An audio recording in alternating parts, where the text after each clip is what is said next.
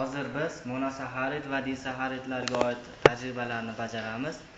Shulardan monosaxarid va disaxaridlarni biz 2 gidroksid bilan ta'sirini kuzatamiz.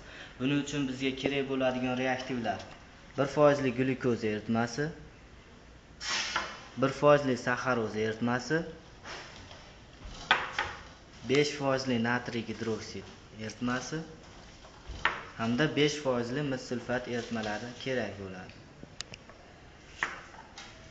Dastlab biz bitta toza probirka olib, ularni biriga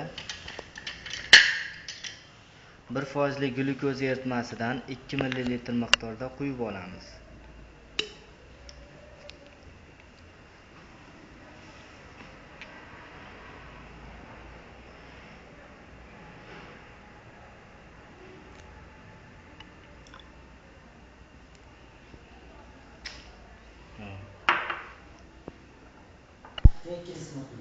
Mana quyib oldik.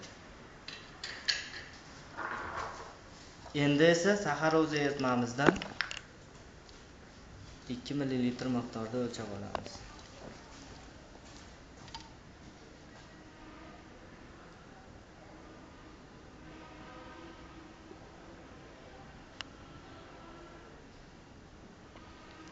Mana o'lchab oldik. Endi buni ham bitta toza probirkaga quyib olamiz. Mana bu saxaroza eritmasi. Endi hosil bo'lgan eritmamizga natriy ishqori eritmasidan quyamiz.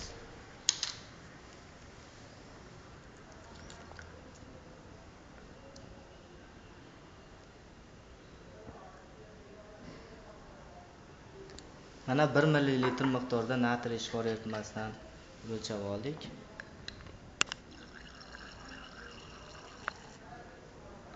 Mana bu glyukoza eritmasi. Endi yana xuddi shuncha miqdorda natriy gidroksid eritmasidan tortib olamiz. Buni ham saxaroza eritmasiga quyamiz.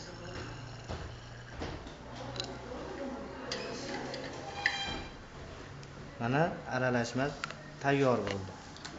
Endi pipetka yordamida mis sulfat eritmasidan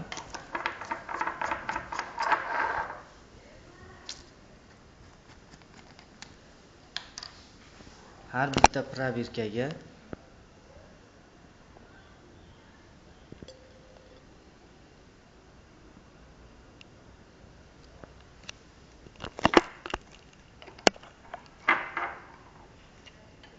bir necha tomchi aralashtiramiz. Mana bu saxaroza, glyukoza solingan eritma.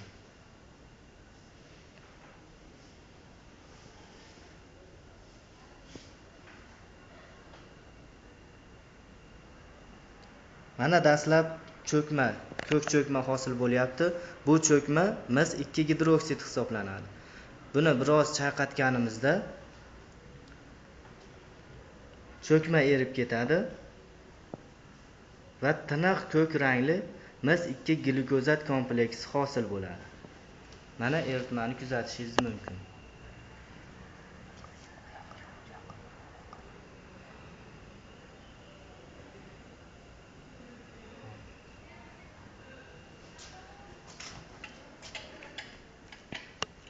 Endi natriy ishqorimizdan saxaroza eritmamizga tomizamiz.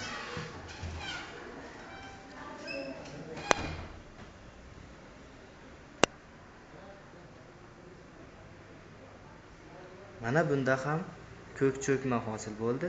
Biroz chayqatganimizda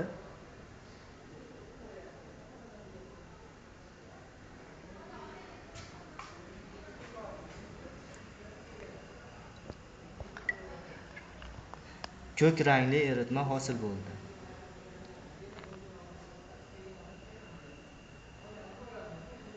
Bu reaksiyadan ko'rinib turibdiki, har ikkala monosaxarid va disaxaridlardan shu glyukozada ham, saxarozada ham mis 2 gidroksid bilan ta'sirlashish kuzatilar ekan.